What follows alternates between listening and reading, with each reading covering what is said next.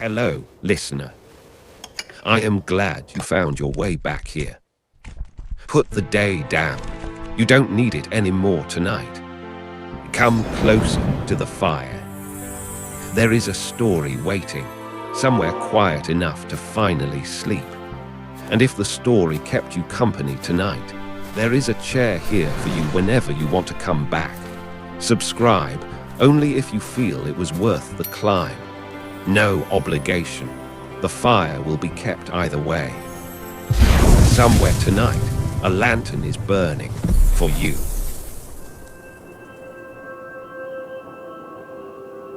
The first thing I saw, before I'd even reached the bottom of the slope, was the wall.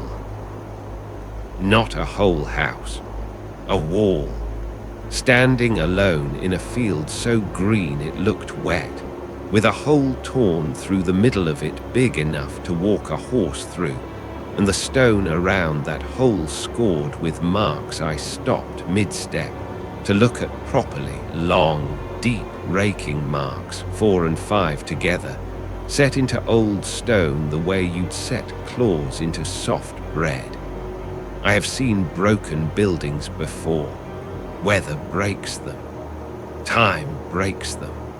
I had never seen one broken like that by something with hands. I did not know yet what had made those marks. I want you to hold that question with me for a moment, because I held it the whole walk down, and it only got heavier the closer I came. The field around the wall was the strangest part. Greener than any ground has any right to be, thick, glad, glowing faintly even in the last of the light. Wildflowers scattered through it like something had been feeding this exact patch of earth, and feeding it well for a long time. A field that beautiful should have made me glad.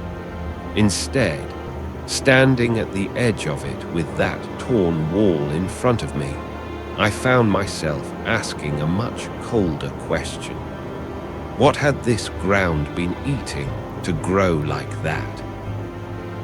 I followed the river bank past it, the way a tired traveler follows water, and the water led me to a second house, smaller, whole, lamplit, a quarter-mile off across that unnerving green.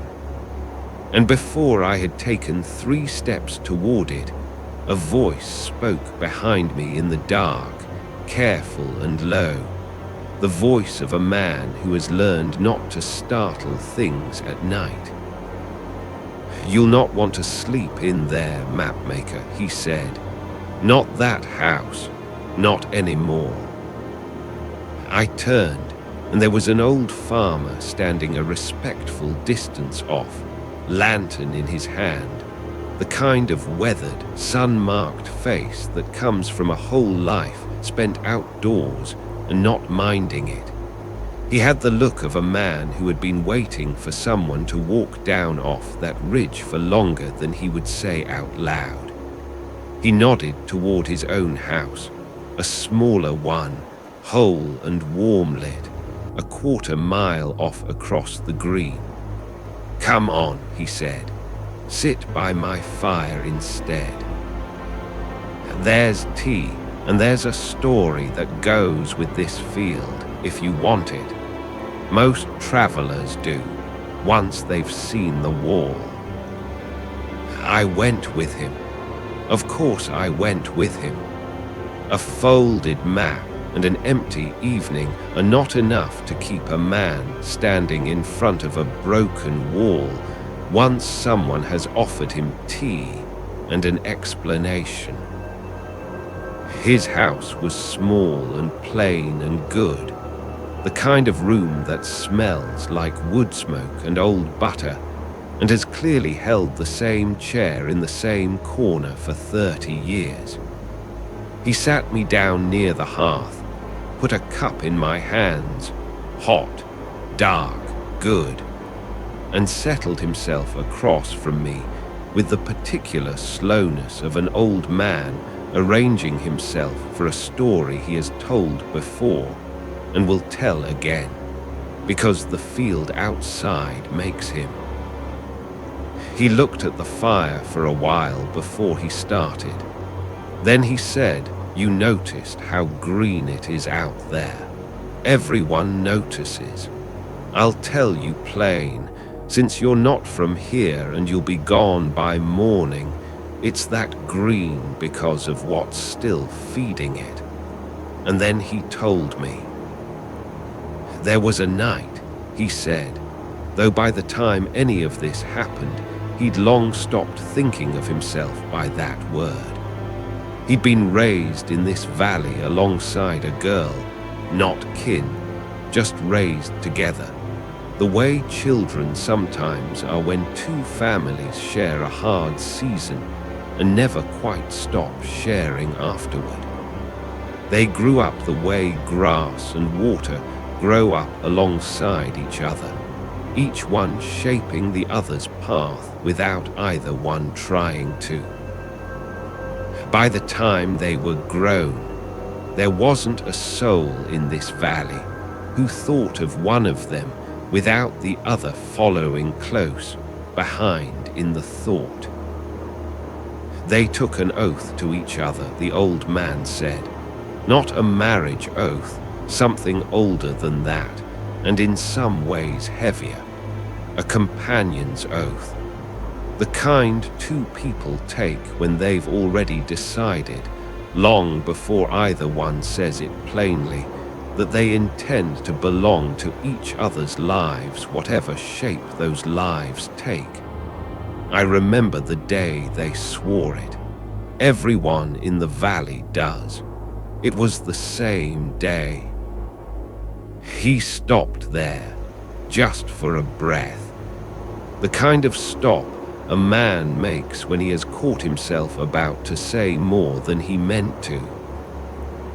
It was a day a lot of things happened, he said instead, careful now. We'll come to that. So I sat with my tea in a stranger's good warm house, with a broken wall a quarter-mile off and a story only half begun, and I understood, the way you understand these things without being told, that whatever this farmer was circling, he meant to come back to it. I did not push. A story like this one does not move faster for being pushed. It moves at the pace the teller can bear. He went on. There was a hunt, he said. There is always a hunt in stories like this one. A creature had been marked in the high country to the east, rare, the hunters said, and dangerous in a particular way, because most of what it could become kept its mind when it became it. That's the part that made it valuable to some and made it a horror to everyone else. A beast you can outthink is a beast you can survive. A beast that thinks like you and hunts like you and remembers, that's a different matter. The order came down for someone from this valley to go after it. And here's the part I want you to hold onto, Mapmaker, because it matters later. It wasn't him the order named first. It was her. He took it from her, quietly, the night before she was meant to leave. No one in this valley ever heard the two of them discuss why. He simply went in her place before dawn, with her things still packed by the door, and by the time anyone in this house woke to wonder where he'd gone, he was 3 valleys east and gone for good, and the kind of gone you can't call back from a doorway. She never asked him why, not once, not in all the time after. That's the part the whole valley still turns over. Not that he went, that she let him, and never once made him say the reason out loud. He came back 4 days later than he was due, the old farmer said, and the first thing anyone noticed wrong with him was the scratch. Right hand. Across the back of it, 3 thin lines, already half healed by the time he walked back into this valley. The kind of small wound a man picks up doing dangerous work and barely thinks twice about. He told her he'd cornered the creature, lost it in bad ground, taken a scratch from a low branch in the dark on the way out. A small story. The kind of story you tell when the truth is either too long or too strange to bear telling on the doorstep, in the first relief of someone coming home. She believed him, or she let him believe she believed him. There's a difference, and I don't know to this day which one it was. But here's the thing the whole valley noticed in the weeks after he came back, and no one quite said out loud until much later. Every evening, before the meal was on the table, before a word was said about the day, she checked his hand. Just a glance. Just a moment, her fingers light over the back of it, turning it gently toward the lamp to look at the scratch. Every single evening, before anything else. You'd think a man would notice a habit like that and ask after it. He never did. Or if he did, he never said. There are some things, mapmaker, that 2 people agree not to discuss without ever once discussing the agreement. The scratch healed clean within the fortnight. You could barely find it on his hand by midsummer. And that, I think now, looking back with all the rest of it behind me, that should have been the moment everyone in this valley breathed easy and stopped watching him. It was the moment, instead, when he started to change. It started small enough that no one in the valley could have named the day it began, the old farmer said. A man stands a little taller in his shoulders one season, and you think nothing of it. His voice carries a little deeper across a field, and you think the years are simply settling into him the way they settle into every man eventually. But it kept going. That was the thing. A man's shoulders settle and then they stop. His shoulders did not stop. By the second summer after the hunt, he was a head taller than the tallest man in this valley, and by the third, taller still, and his hands, I remember his hands particularly, mapmaker, because I shook one of them myself, the autumn before everything ended, and it near swallowed mine whole, and it was not warm the way a hand should be warm. It was warm the way a hearth is warm. Too steady a heat for skin. She never once, in all that time, said a word against him in this valley. Not once. People talked. People will always talk. When a man starts changing shape in slow motion in front of an entire community, but never where she could hear it, and never, as far as anyone knows, to her face. She stood by him through every season of it the way you'd stand by a fence post you'd watched grow into a tree. Steady, unbothered, or unbothered enough that no one could tell different. There was a night, though, and I tell you this part because it is true and because it matters. There was a night, late in the 3rd year, when I came round this farmhouse on some small errand, and I saw her standing at the edge of the field in the dark, just standing, looking out toward where he'd gone walking, the way he did most evenings by then, alone, into the deep grass. And she was not calling for him. I want you to understand that clearly. A woman worried for a man who has wandered off into the dark at night. She calls his name. She didn't. She just watched. Quiet and still, and watching the way you watch something you're trying very hard to understand rather than something you're afraid has gotten lost. I never told anyone that until now. I'm not sure why I'm telling you. Maybe because you're leaving by morning, and a story this heavy is easier handed to someone who will carry it somewhere else. By the 4th year, there wasn't a soul in the valley still calling him by the name he'd grown up with.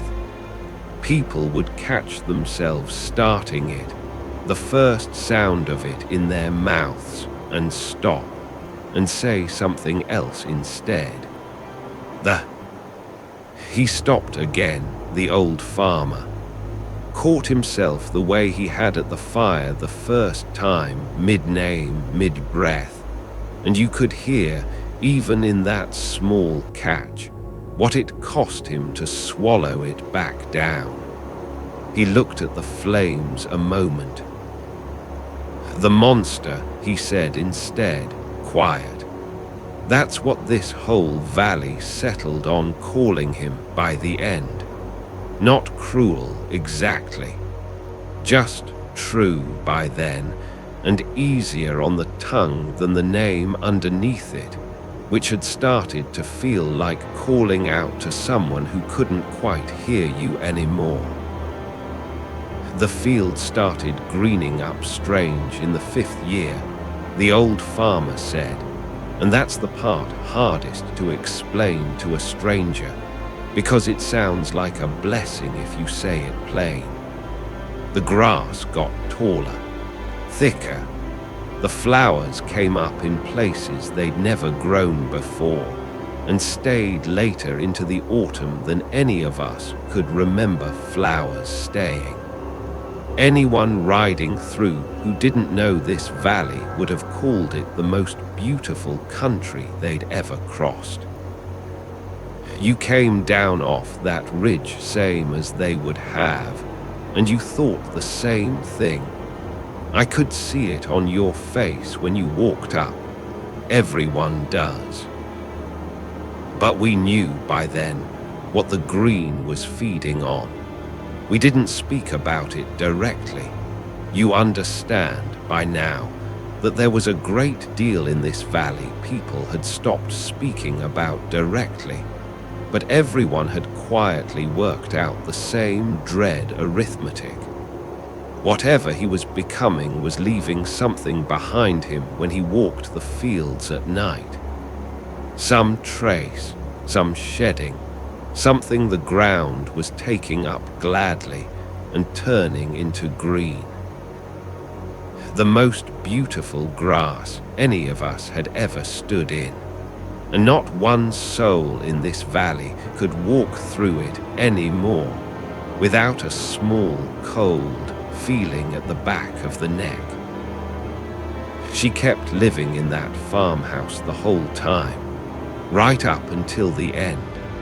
People asked her, quietly, the way you ask a thing you already suspect you won't get a real answer to, why she didn't leave, why she didn't send for help from farther off, why she stayed in a house at the edge of a field that something enormous and changing walked through most nights.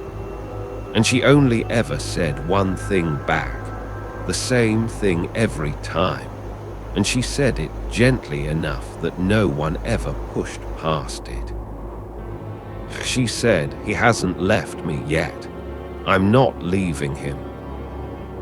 I think about that line more than almost anything else from those years.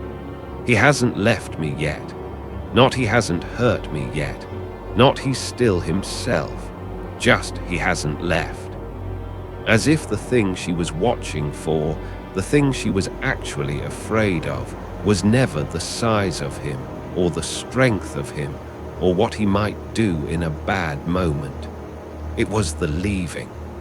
She was watching for the leaving the whole time, the way you watch a held breath, waiting for the moment it finally goes.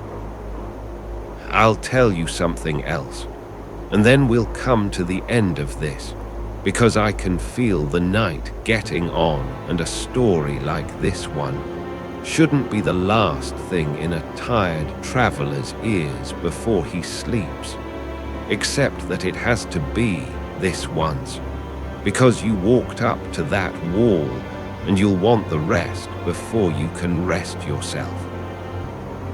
The hunt he went on, the one she was meant to go on instead, I never asked him why he took it from her in all the years I knew him after.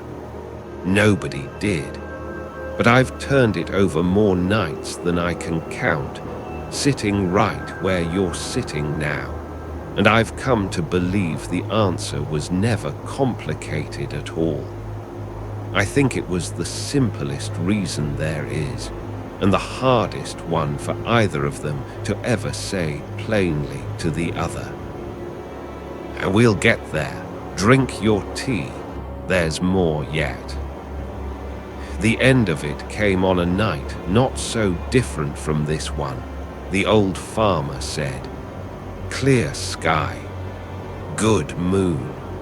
The kind of night that gives you no warning at all that it intends to be the last ordinary night a place ever has. By then he was rarely a man at all in the hours after dark, 9 feet of him when he stood full height, which he rarely did any more inside walls, and a mind still in there. Everyone believed that to the end, still him in some buried way, but further down each season, like a lamp behind thicker and thicker glass. Less of the light got out. That's the best way I know to say it. What happened that night, no one can say with certainty, because the only 2 people who were there were her and him, and only one of them could tell it afterward, and even she has never told it the same way twice, which I take to mean she doesn't entirely understand it herself. What we know is this: something in him broke loose that night in a way it hadn't before. The house took the worst of it. That wall you saw, mapmaker, that's his mark, made in one night, in one terrible turn, by something that used to carry her satchel home from market without being asked. She was caught in it. Not by his hand, she always says that plainly, not by his hand, by the house itself, coming down around her in the dark, a beam catching her shoulder, stone catching her leg. Hurt badly enough to carry the mark of it still, but alive. She has always been very particular about that word, alive. And here is the strangest part, the part that I think is the real heart of this whole story, if a story like this one can be said to have a heart. In the wreck of it, beam down, stones scattered, her hurt and pinned, and unable to move, he stopped. Whatever was left of him in there, behind all that size and all that change, found one clear moment, right at the worst of it, and used it. He didn't come toward her. Everyone who has ever told this story wrong tells it that way, and it's wrong. He went the other direction, out through the broken wall, out into the field, away from the house and away from her, fast. The way you'd run from a fire you'd started yourself rather than let it catch the one thing in the house you couldn't bear to burn.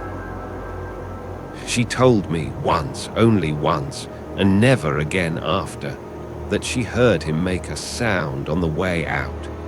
Not a roar, not the sound you'd expect from something that size, breaking through a wall. She said it sounded almost like a word. She's never told me which word, or if she even knows. I don't think it matters, in the end, whether it was a word at all, or just the shape grief makes when it's too big for the mouth left to carry it. He never came back, the old farmer said. Not that night, not any night after. We searched those first weeks. Every man in this valley who could walk went out into the deep country east of here with torches and good intentions, and we found nothing. No mark, no trace. The valley has not had so much as a rumor of him in all the years since. Whatever he ran into, when he ran out of that house, he ran into it whole, and the green country has not given him back. I asked you to hold on to something earlier, Mapmaker. Do you remember the hunt? That she was meant to go, and he took it from her quiet, the night before, and never once explained why. I'll tell you what I believe now, having sat with this story longer than almost any other story I know. I don't believe the scratch cursed him. I've turned that thought over 1,000 nights, and it never sits right, because plenty of folk in this valley have taken worse scratches from worse things and walked away whole. I think the scratch only found him. I think it went looking, the way certain old, patient magics go looking, for whatever a person is carrying and refusing to put down. And what he had been carrying every day, every year, since the morning he left her things packed by the door and went east in her place, was a thing neither of them had ever once said plainly to the other. He never told her why he took the hunt from her. I don't believe it was bravery, not really, though that's the kindest reading and the one most folk in this valley settled on telling each other. I think it was simpler and harder than bravery. I think he could not bear the thought of the place he'd grown up in, every field of it, every season of it, going on without her in it. I think he chose to carry the danger himself rather than risk a world that had her in it, costing him her. And I think he never said that to her, not once, not in 7 years, because some things, once said plainly, can't be unsaid, and a companion's oath is a careful thing to test with words that heavy. So the scratch found that, the unsaid thing sitting in him year after year, getting no smaller for being unspoken. And it grew the way certain things grow only in the dark, only when they're never brought out and looked at plainly. I don't know if that's the whole truth of it.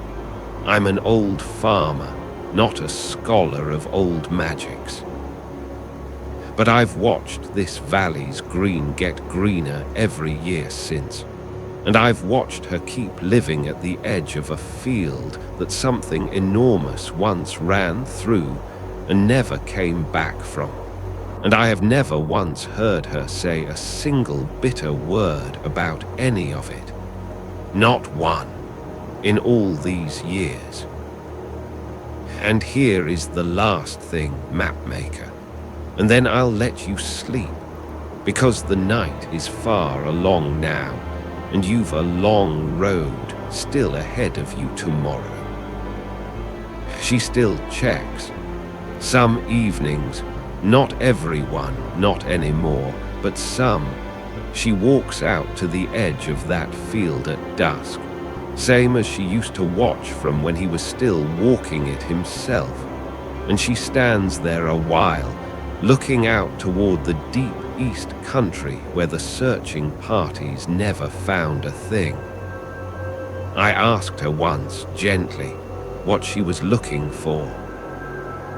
And she said the same thing she always says, the same 3 words she said back when he first came home with that scratch healing on his hand, all those years ago, before any of the rest of it began. She said he hasn't left. Present tense mapmaker, still, after all this time. Not he didn't leave, not he's gone. He hasn't left. As though some part of her has decided and will go on deciding every evening for the rest of her life that a thing you have not stopped loving has not, in the truest sense, gone anywhere at all. The old farmer didn't say much after that. He poured himself a little more from the pot, and I drank the last of what was in my own cup, and we sat a while in the kind of quiet that settles over a room once a long story has finally been let all the way out of someone who has carried it a long time alone. I thought about the field outside, the green of it, so beautiful from the ridge, so different a thing once you knew what it had grown from. I thought I would not be able to walk back through it the same way come morning. I was right about that. I have not been able to since. Someone is listening to this field go quiet tonight, the same as I am, somewhere out past this small warm room, in their own dark, in their own hour. I think they already know what I'm not saying either, the thing that sits in a chest for years, getting no smaller for being unspoken, waiting for something patient enough to come looking for it. I won't say it any plainer than that. Some things are easier carried than spoken, even now, even in a story about someone else's unspoken thing entirely. I asked the old farmer, before I let myself drift, whether he thought the night was still out there. Somewhere in the deep east country, 9 feet tall and changed beyond calling back, but still, somehow, in whatever buried way a mind like that survives himself. He thought about it a long while before he answered, long enough that I thought he might not answer at all. I think he's out there, the farmer said at last. I think a thing that ran the way he ran, away from the one person he could have hurt, in the one clear moment he had left to choose anything at all. I think a thing capable of that kind of choosing doesn't simply stop being someone just because it's stopped being a man.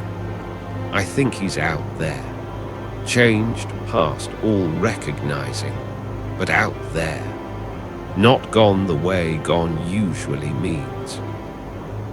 He hasn't left, I said, before I'd quite decided to say it. The old farmer looked at me a moment.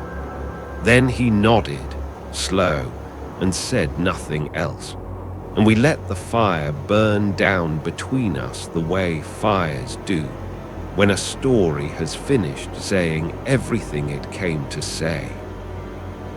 I am thinking now of all the lanterns I have seen lit in all the small rooms I have slept in across this whole strange country.